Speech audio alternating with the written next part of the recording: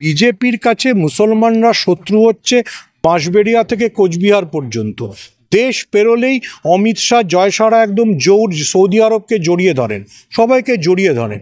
বিজেপির মুসলমানদের কাছ থেকে টাকা চাই, মুসলমানদের টাকায় তো বিজেপির চ্যানেল চলে, বিজেপির ঘনিষ্ঠ ব্যবসায় আদানিরা চলে, কিন্তু ভারতবর্ষে মুসলমানদেরকে সম্মান দিতে বিজেপির দ্বিধা রয়েছে।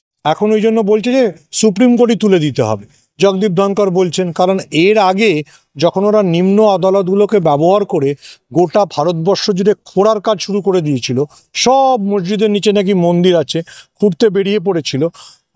কোনো বিজেপির লোক এরকমও বলেছিলেন যাদবপুর বিশ্ববিদ্যালয়ের নিচেও নাকি তারা মায়ের মন্দির আছে, সেটাও প্রায় খুঁড়তে চলে আসছিল। তখন অবধি সব ভালো ছিল, কিন্তু এখন যখন সুপ্রিম কোর্ট ওদের মনে করিয়ে দিচ্ছে যে এভাবে খোঁড়া যাবে না, সুপ্রিম কোর্ট যখন মনে করিয়ে দিচ্ছে রাজ্যপালের এখতিয়ার কতটুকু, তখন ওদের ভারী গোসা হয়েছে। জগদীপ ধনকরের গোসা হয়েছে, অন্ধকারে গগলস পরে ঘুরে বেড়ানো সিভি আনন্দ বোসের গোসা হয়েছে।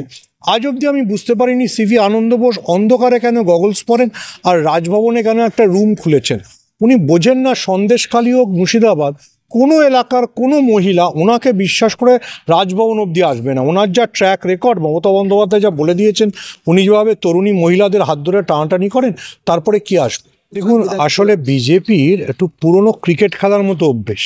আম্পায়ার আঙুল তুললে ওরা খুশি হতো আগে, ঠিক আছে? এখন যখন আম্পায়ার, আসলে অমিত শাহর ছেলে জয় শাহ তো ক্রিকেট কন্ট্রোল বোর্ডে ঢুকে পড়েছে, ওদের ক্রিকেটের মতো অভ্যেস। বাচ্চারা যেমন ছোটোবেলায় করতো না, ক্রিকেটে যদি আম্পায়ার আউট দিত তাহলে বলতো খেলবো, আর নাহলে বলতো না আমরা স্ট্যাম্প তুলে চলে যাব। কিন্তু এগুলো তো হচ্ছে লঘু প্রসঙ্গ।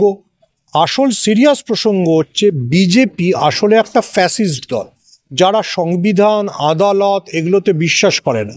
আমাদের ভারতবর্ষে যে নিয়ম, আমাদের ভারতবর্ষের নিয়ম হচ্ছে এক্সিকিউটিভ মানে প্রশাসক যা সিদ্ধান্ত নেবেন সেটাকে আদালত চেক অ্যান্ড ব্যালেন্সে রাখবে।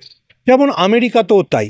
আমেরিকাতেও যেমন ডোনাল্ড ট্রাম্প বলছেন যারা যারা আমার বিরুদ্ধে রায় দিয়েছে তাদের সবাইকে বরখাস্ত করে দাও, তেমনি এখানেও নিশিকান্ত দুবে থেকে জগদীপ ধনকর একই কথা বলতে শুরু করে দিয়েছেন। আমাদের মনে রাখতে হবে নিশিকান্ত দুবে হচ্ছেন বিজেপির হিটম্যান।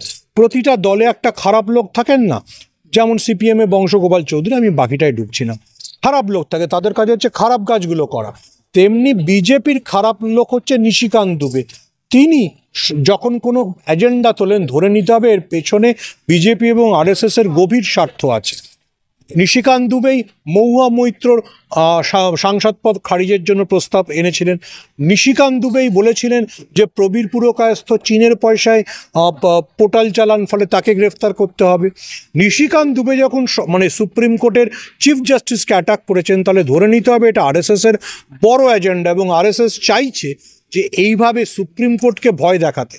দেখুন, বিজেপি দুটো কৌশল নিয়ে চলছে। আমরা এলাহাবাদ হাইকোর্টের বিচারকদের দেখেছি তারা আরএসএসের ওয়ার্কশপে চলে গেছে। কলকাতা হাইকোর্টে দেখেছি অভিজিৎ গাঙ্গুলি, তিনি আসলে আরএসএসের লোক ছিলেন, যত বড় বড়ই কথা বলতেন তিনি শেষ পর্যন্ত সেই খাকি হাফ প্যান্ট পরে চলে গেছেন প্যারেড করতে করতে। এবার সুপ্রিম কোর্টের যেসব বিচারপতি মাথা উঁচু করে রায় দিচ্ছেন, যারা বিজেপির এজেন্ডার বিরুদ্ধে কাজ করছেন, তাদের ভয় দেখানোর জন্য জগদীপ ধনকর, নিশিকান্ত দুবেরা নেমে পড়েছেন। বিজেপি বারবার 355 চাইছে বঙ্গবিন্দু, এটা কি পাকিস্তানে বিজেপি আশা? দেখুন, পাকিস্তানের সঙ্গে বিজেপির একটাই মিল, পাকিস্তানও ক্রিকেটে রায় না পেলেই বলতো, আম্পায়ারের দিকে অভিযোগ তুলতো, বিজেপিও সুপ্রিম কোর্টে রায় না পেলেই তোলে। আমার ধারণা, দেখুন, পাকিস্তানের সম্পর্কে আগে বিজেপি বলতো, যেদিন থেকে জয় শাহ ক্রিকেট কন্ট্রোল বোর্ডের নেতা হলেন, আইসিসি সর্বোচ্চ হলেন, এখন তো আর পাকিস্তান নিয়ে বিজেপি বা অমিত শাহ কিছু বলেন না।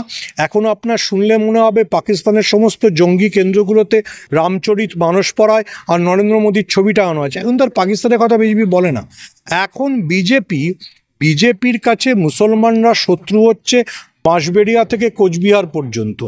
দেশ পেরোলেই অমিত শাহ জয়সারা একদম জোর সৌদি আরবকে জড়িয়ে ধরেন, সবাইকে জড়িয়ে ধরেন।